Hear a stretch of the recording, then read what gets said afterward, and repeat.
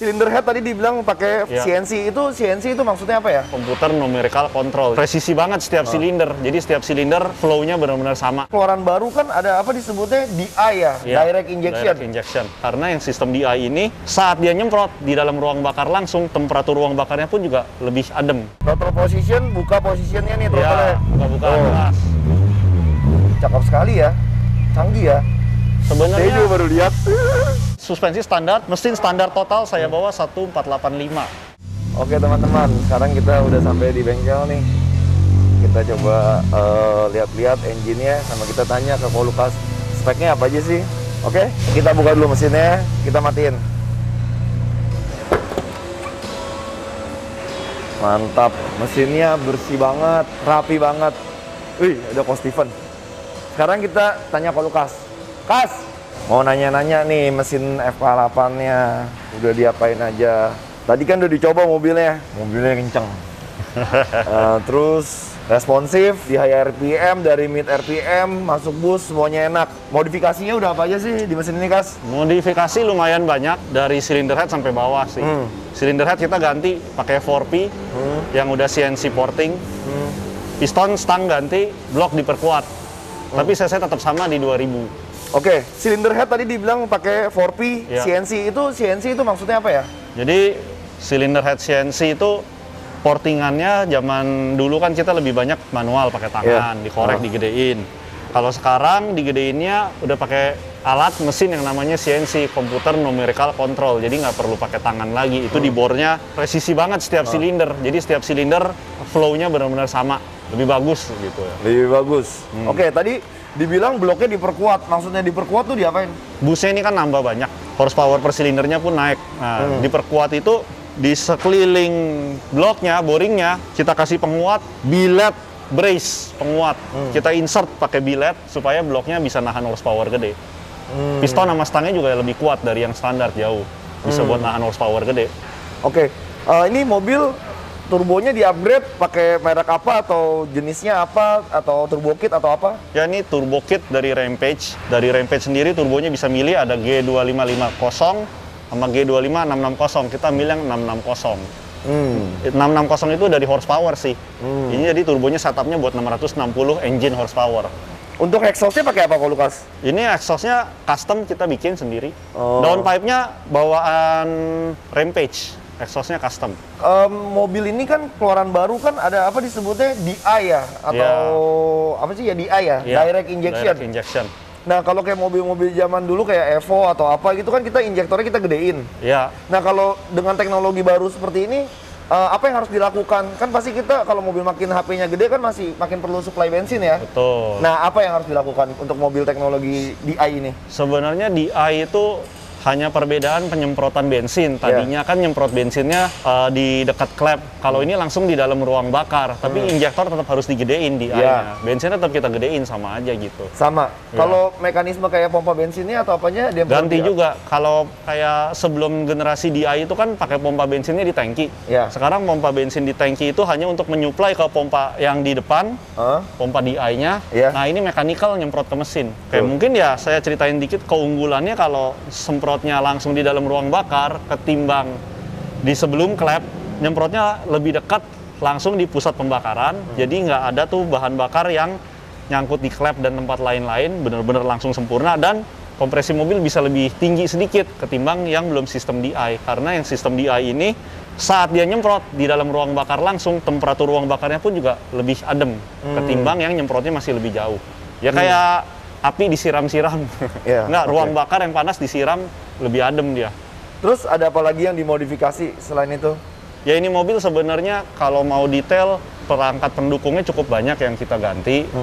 Selain engine komplit dan blok, intercooler kit kita udah ganti pakai merek PWR. Terus juga airbox-nya ini bukan bawaan dari Rampage, tapi kita kasih tahu sama Rampage kalau kita pakai airbox-nya merek PRL ini. Gitu. Jadi nanti sama dia di stylein. Kita nggak perlu ngerubah-ngerubah pipingnya lagi. langsung udah di-setelin sama dia. Kita udah pasangin engine oil cooler juga supaya temperatur olinya bisa adem terus kalau kita geber-geber di tol. Kopling kita pakai twin clutch, lalu juga radiator kita udah ganti pakai Koyorat aluminium, lebih adem, dan yang pasti ECU-nya juga kita udah ganti pakai Motec. Saya mau nanya, ini kan kelihatan nih intercoolernya pakai PWR. Apa bedanya pakai intercooler PWR atau pakai merek-merek lain? Jadi sebenarnya intercooler PWR ini dia lebih gede dimensinya dibanding yang standar dan lebih tebel, iya kan? Jadi heat transfernya bisa lebih banyak, lebih adem lah ketimbang intercooler standar. Dan material yang dia pakai itu lebih baik buat ngelepas panas. Makanya intercooler aftermarket itu biasanya lebih bagus buat ngelepasin panas. Udara mesin makin dingin makin bagus, udaranya makin padat, oksigennya makin padat juga kalau dingin. Makanya semua mobil turbo zaman sekarang rata-rata semua ada intercooler. Iya, soalnya saya ada lihat kalau kayak MotoGP gitu pakai merek PWR juga. Ya. Makanya saya baru lihat sih.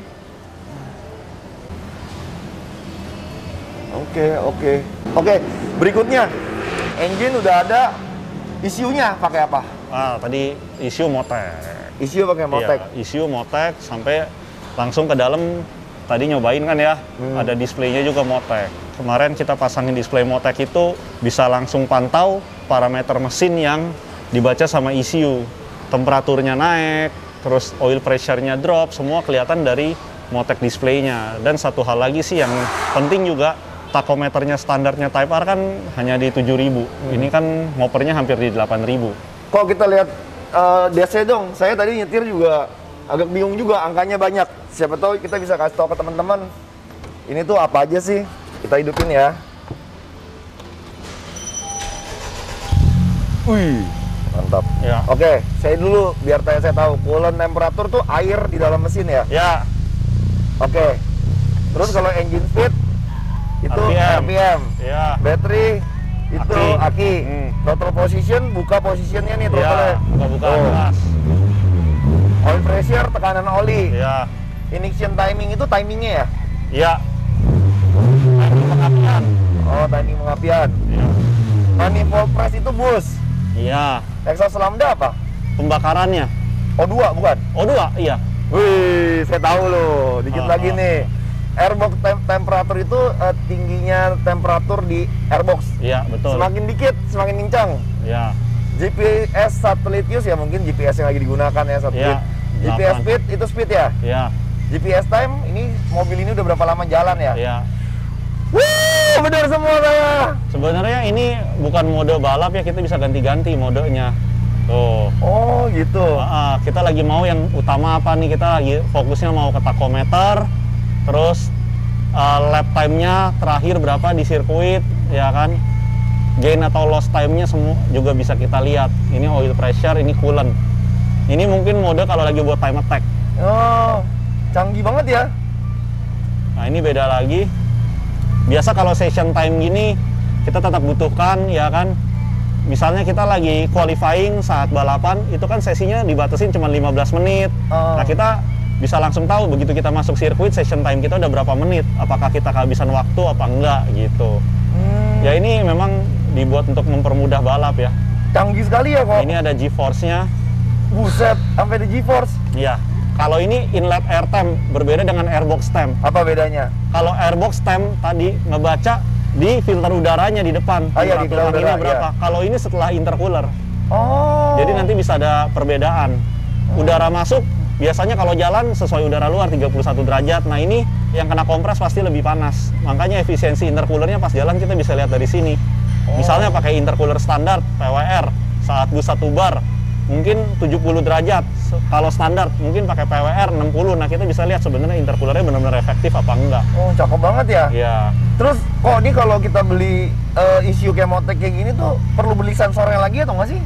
Sensor kita bisa pakai sensor-sensor yang ada di mesin.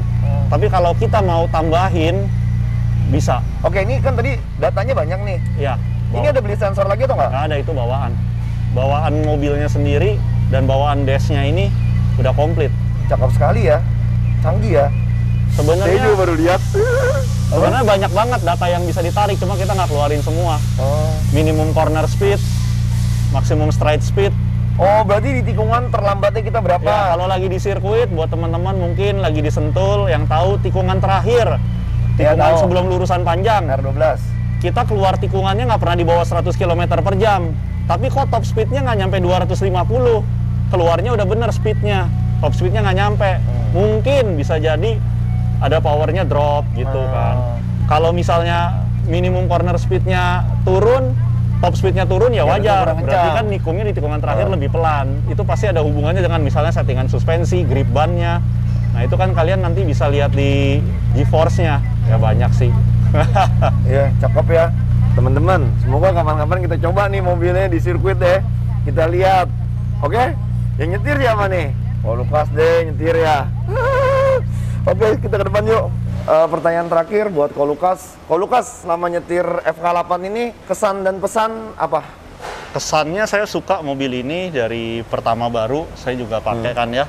Mobil ini nyaman, dipakai lari 220, 225, mobilnya tetap oke banget, kedap, handlingnya dapat. Terus nikung-nikung juga gripnya menurut saya dengan suspensi standarnya udah luar biasa banget. Jadi kalau cuma mau ngejar time di bawah 150, suspensi semua mesin standar aja kalau ini, nggak usah dimodif-modif. Iya. Per juga nggak usah dipendekin atau apa? Nggak usah standar kalau jegrek ya? 150, iya. Pernya suspensi standar, waktu itu diganti ban Neova, mesin standar total saya bawa 1485. Terus yang udah dimodifikasi kemarin, ECU-nya udah di-reflash, ada teman saya bawa 144. Engine-nya standar tuh? Engine-nya standar. Cuman di refresh, di tuning aja ya? Jadi mobil ini menurut saya buat track, handlingnya udah enak banget, udah top. Ya boleh coba lah. Oke, teman-teman, terima kasih Ko Lukas. Teman-teman, sekian informasinya. Semoga bermanfaat. Salam sehat selalu. Bye-bye.